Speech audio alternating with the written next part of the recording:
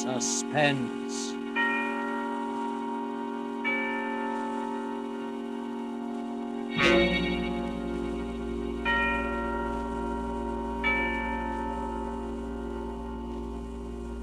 This is the Man in Black, here again to introduce Columbia's program, Suspense. Our star tonight is Miss Mary Astor, one of Hollywood's most charming and resourceful actresses, and a lady who is no stranger to the art of keeping audiences in suspense. Ask anyone who saw her in the Maltese Falcon or across the Pacific. The story called In Fear and Trembling by J. Donald Wilson is tonight's tale of suspense. If you have been with us on these Tuesday nights, you will know that suspense is compounded of mystery and suspicion and dangerous adventure. In this series are tales calculated to intrigue you, to stir your nerves, to offer you a precarious situation, and then withhold the solution until the last possible moment. And so it is with In Fear and Trembling and Miss Mary Astor's performance, we again hope to keep you in suspense.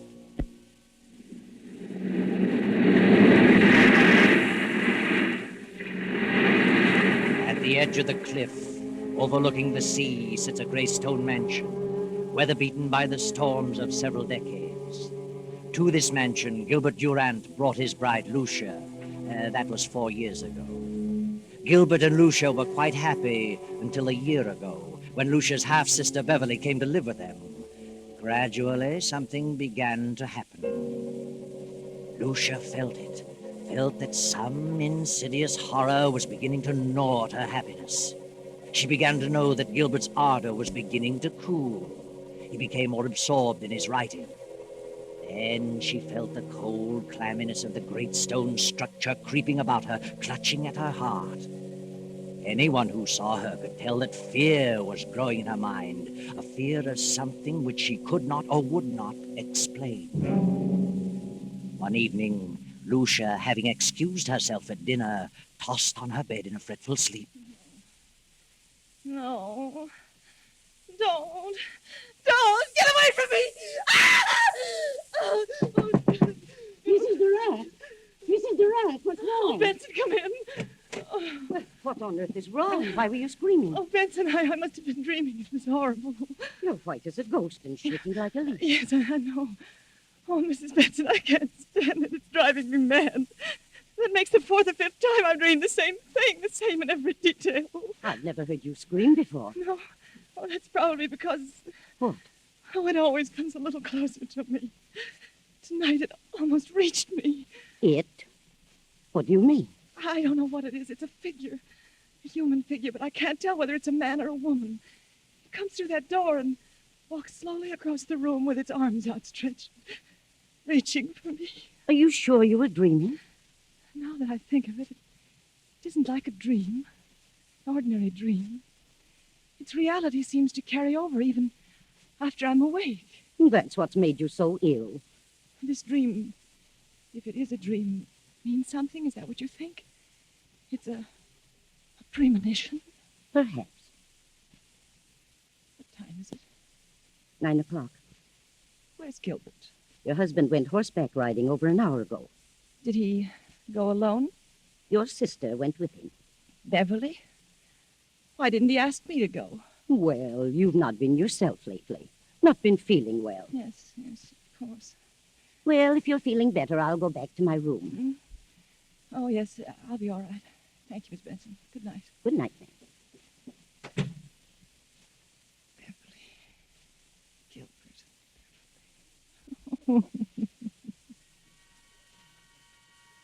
Lucia lay there for a while, staring wild-eyed at the patch of moonlight on the bedroom door, listening, waiting.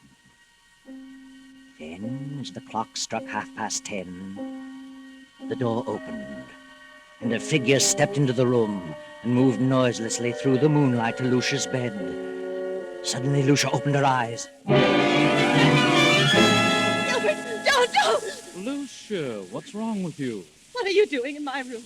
I just wanted to know how you felt. How long have you been standing there? Oh, just a few seconds. I was dreaming, I guess.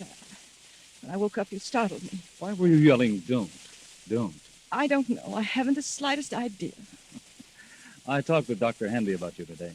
I told him how run down you were, and he suggested that I get a tonic for you. I'll drop in at the drugstore on my way home tomorrow evening. A tonic? Yes. Well, what is it? Oh, I don't remember. Something in strychnine. Strychnine. Yes, he said it would give you an appetite. Where have you been, Gil? Oh, I've been riding. Nice moonlight night. Very pleasant. Did Beverly enjoy it? Yes, she's an excellent rider. I've decided to buy that filly from Thompson. I'm going over there tomorrow afternoon. Is Beverly going with you? Yes. She's a good judge of horseflesh. Why? Nothing. I just asked. Well, good night, Lucia. See you at breakfast? Yes. Good night.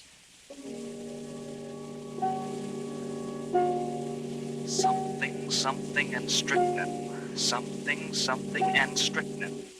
Lucia jumps from her bed, rushes down to the library, snaps on the light and steps to the shelf holding the encyclopedia. She runs her fingers down the long line of books, LMNOPR, and then she stops and stares.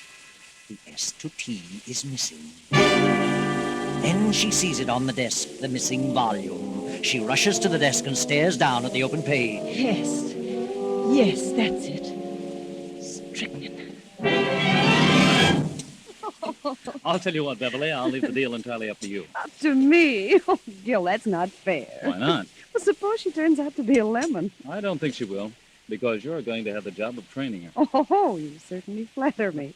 Not in the least. Oh. Good morning, Lucia. I just realized what time it was. You'll be leaving in a few minutes. Yes, it's 9 this very minute. Got to step on it. More coffee, Beverly? No, thanks. How do you feel, Lucia?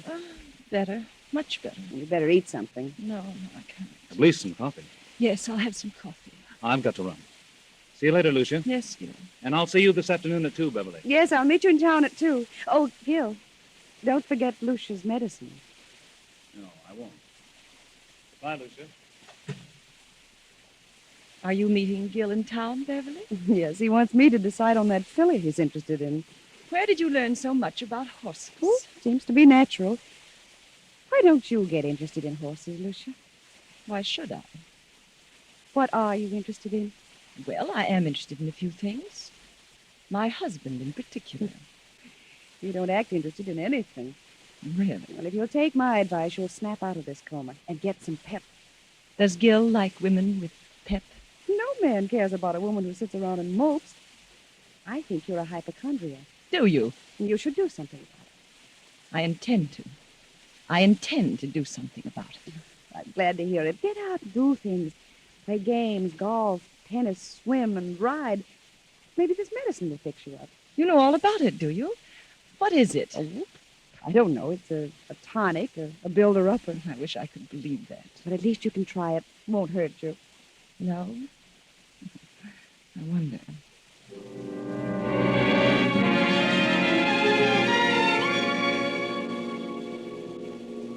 Oh, come in, Dr. Hanby. Well, Lucia, why did you call me out here? What's wrong? I just couldn't make it into town. Oh, it can't be as bad as all that.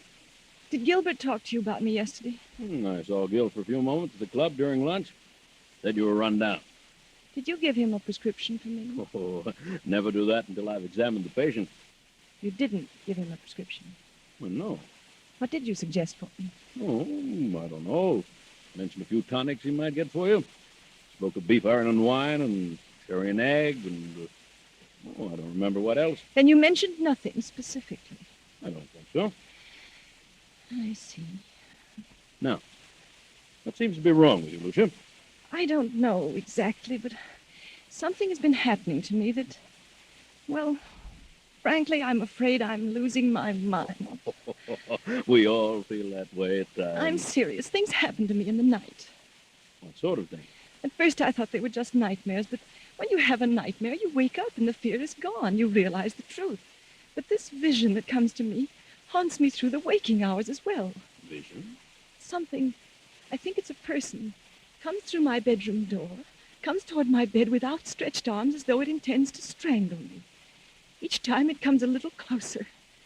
And my fear is that eventually it will get to me before I wake up. See. You always dream the same dream? If it is a dream, yes. And who is the person? I don't know. You don't think it's really a dream? No. I think it's a premonition. Have you any basis for such a fear in real life?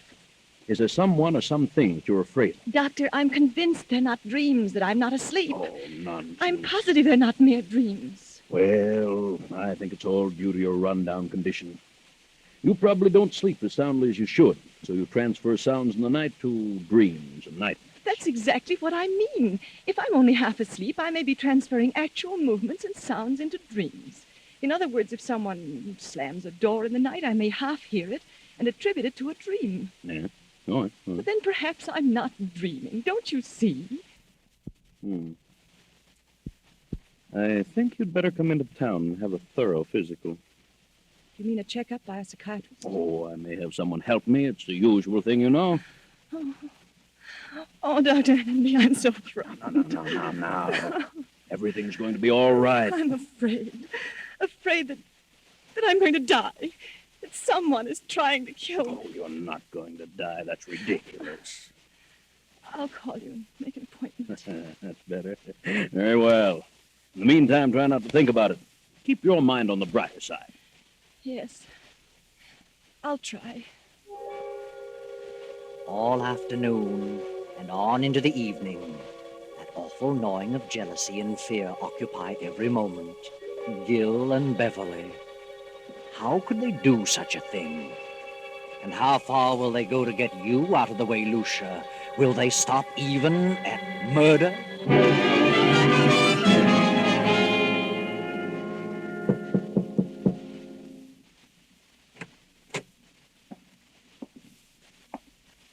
Are you asleep, Lucia? No, I'm not asleep.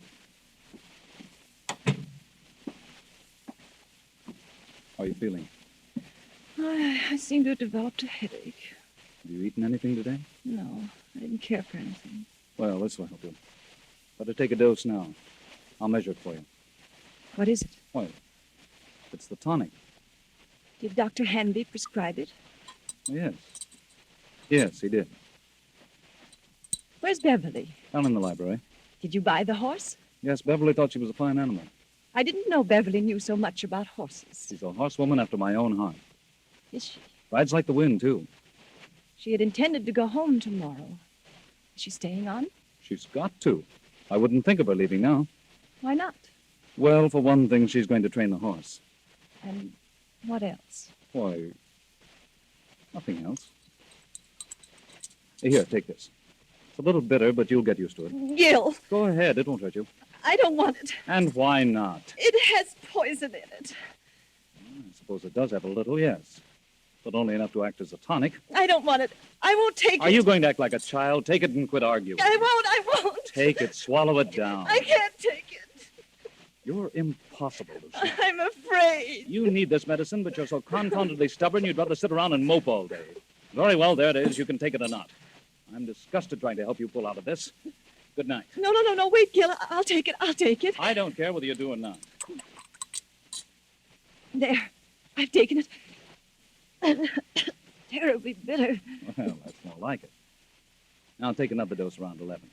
Gil, where's Mrs. Benson? Why, I told her she could have the night off. Thought she might like to spend the evening in town. You let her off? Yes, she's been sticking pretty close lately. Yes, she has. Good night. Good night, Lucia.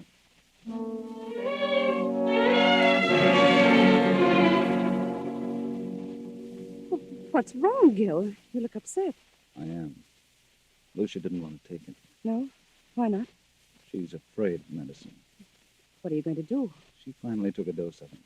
But if I know her, she'll never take another drop. She's got to take it, Gil. You've got to figure out a way to make her take it. It can't be disguised. It's too bitter. Try something else. I'll try and coax her into it again. Isn't there something that tastes more pleasant or something you could put in milk or orange juice? I don't know. Well, I'll find something. Of course you will. You've got to. She's... Wait a minute. There's someone listening outside the door.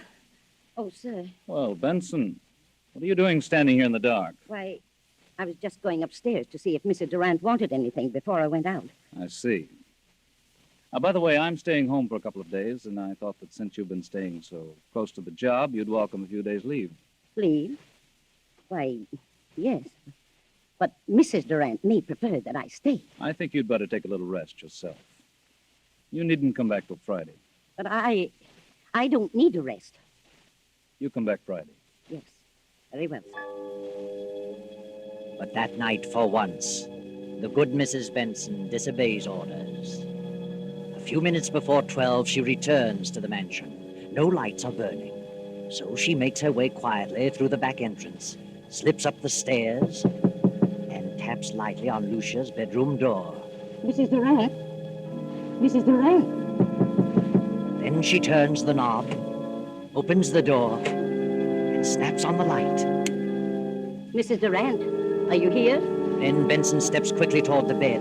The bed is empty, but a horrible sight meets her eyes. Blood! Blood all over the bed. Oh. Oh. Get me the police department.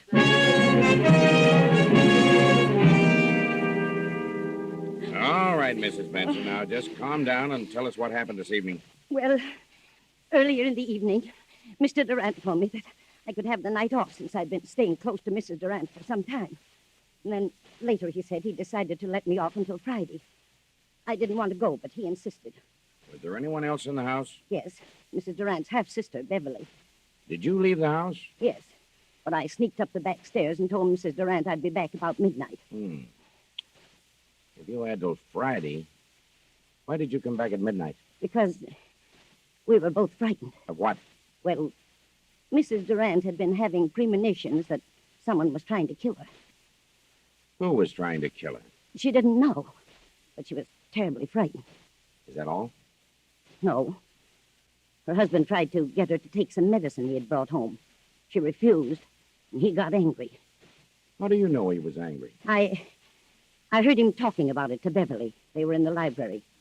And he told Beverly that Lucia was stubborn. Beverly said that he'd have to think of some other way.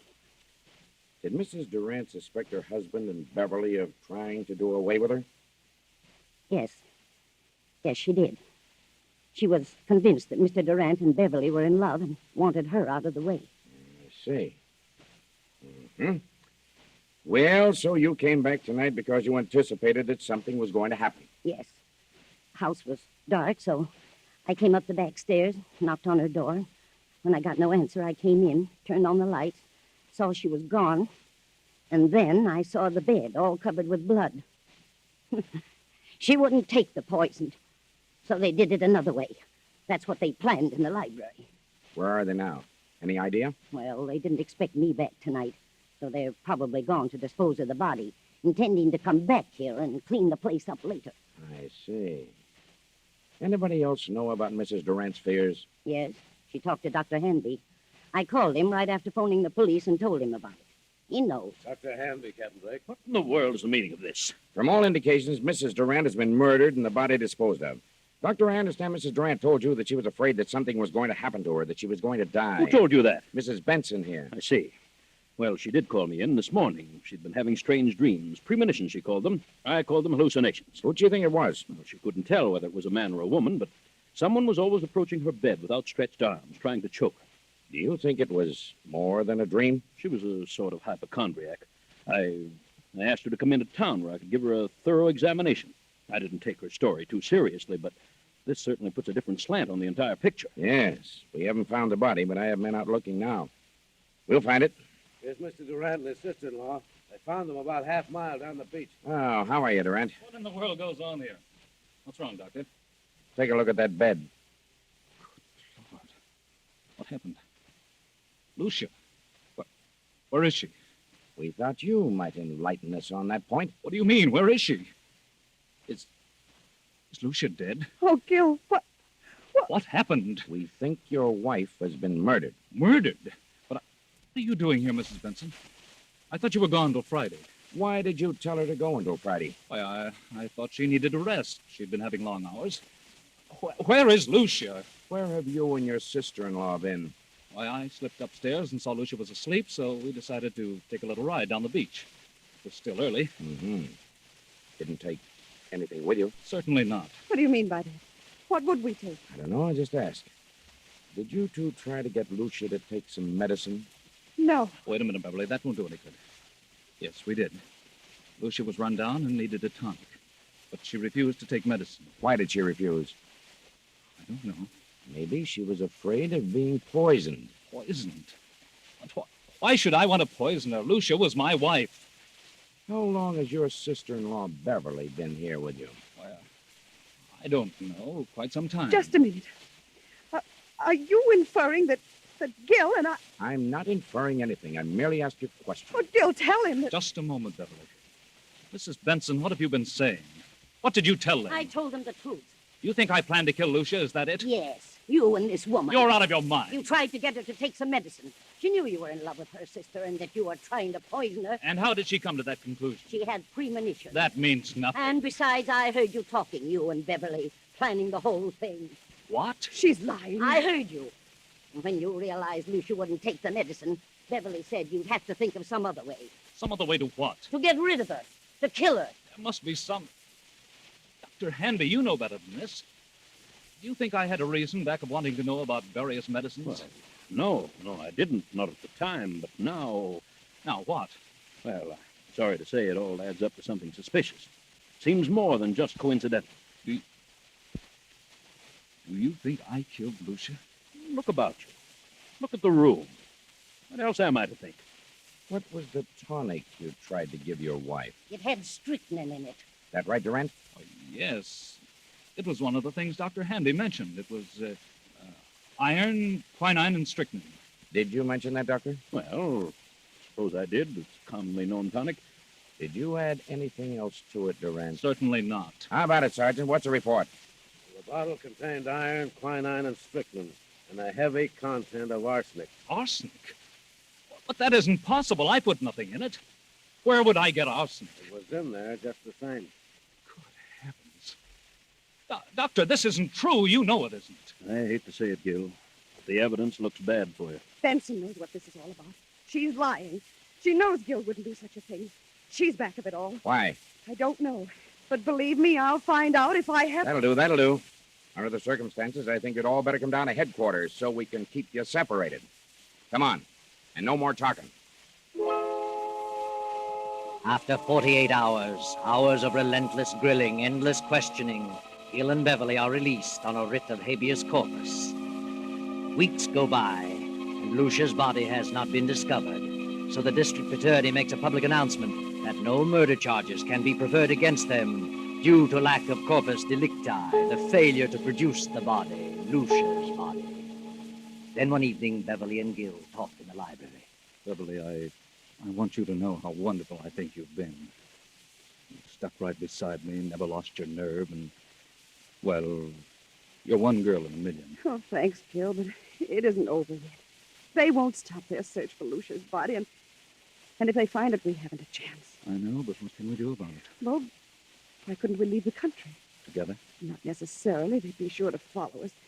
But we could go separately in different ways, and... And meet someplace later on? Is that what you mean? Yes, that's what I mean. It seems a bit mad. It would be equal to an out-and-out confession. Oh, but Gil, if they find Lucia's body, we haven't a chance. It's too strong against us. We could never come back, Beverly. What of it? I don't want to die, Gil. And I don't want anything to happen to you. Beverly, I don't know what to say. I'm frightened, Gil. I can't stay here with such horrible fear hanging over me. I'll go mad. If you don't go, then I will. I'll leave tonight. Please, Beverly, I need you more than ever now. Please don't go. Don't worry, Gilbert. She won't leave you. Good heavens, Lucia. I won't let her leave you. I'll see that you both go together and stay together for a long, long time. Lucia, what? Lucia. We thought you were dead. Disappointed, aren't you? Where have you been? What are you going to do with that gun? You thought I was dead. Well, I'm not. I'm live enough to pull this trigger. I've been hiding for weeks. And I've been behind those curtains for the last 20 minutes. I heard every word. Now I know you're in love with each other. Now I know you wanted to do away with me. In love? Beverly and I? From the day she came here. She took you away from me. I did not. We never thought of such a thing. Never. Never entered our mind. Why lie about it? You've let your imagination run away with you, Lucia. You're insane. You think so? Well, if I am, it's your fault. Yours and Beverly's. You've driven me insane, both of you. I had a plan to get even with you, to make you pay for what you've done, but it failed. What plan? You see, I didn't know about the law of corpus delicti, but I do now. And this time there will be a body. 2 bodies. Yours and Beverly's. You're a suspicious-minded devil, Lucia. I planned to trap you on a murder charge. My murder. But it's going to be your murder now. You were convinced that Beverly and I were in love? Of course. I never needed a dream nor a premonition. I cut myself and smeared blood on the bed and disappeared. When I found they couldn't touch you without the corpus delicti, I came back to kill you. Lucia, you fool, you vicious-minded fool. I'm going to tell you something. And go ahead and shoot me if you will. Lucia, not until now, this very moment, has the thought of loving Beverly ever occurred to me. You never loved Beverly? No. But I can tell you this, Lucia. Now that I've seen you as you really are, I could never love you again, never. Gil! Wait, Beverly. But I was sure. I was convinced that you were Beverly. You were sure only because your warped, jealous mind convinced you that there was something between us. You mean You certainly made a sorry mess of your life, Lucia. Then all I've done is killed your love. Oh, Gil. Yes, Lucia. And you've no one to blame. No one but your own miserable self. Lucia, don't, Lucia!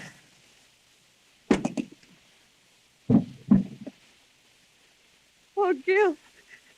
Gil! Yes, Beverly. But it's probably the best thing for her. And for us.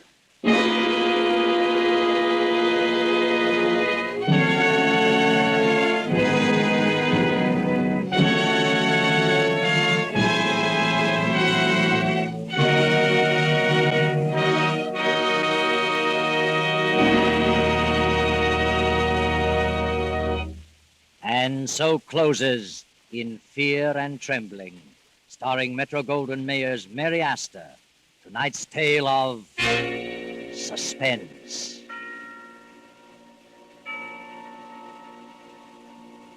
The broadcast originated in Columbia Square in Hollywood. This is your narrator, the Man in Black, who conveys to you Columbia's invitation to spend this half hour in suspense with us again next Tuesday, when another of the screen's lovelier leading ladies, Geraldine Fitzgerald, will star in the uneasy drama called Will You Walk Into My Parlor?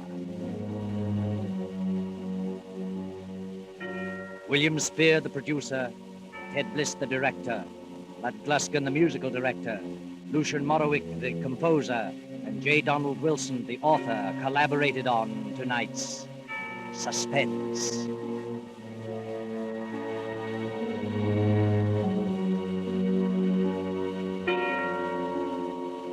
This is the Columbia Broadcasting System.